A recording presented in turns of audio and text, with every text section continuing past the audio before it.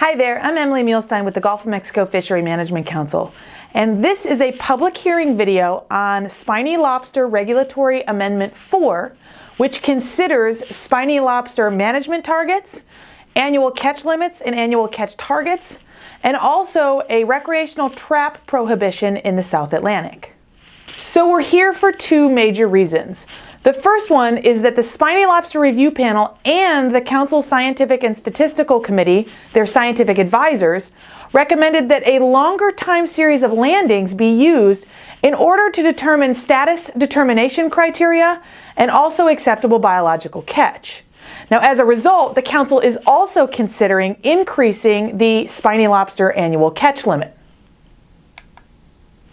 We're also here because the South Atlantic Council is concerned about potential habitat impacts and protected species interactions from recreational spiny lobster traps in the federal waters of the South Atlantic Exclusive Economic Zone, or federal waters.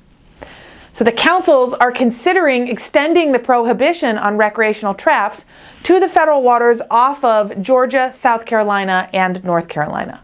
The Council is considering two actions in this document.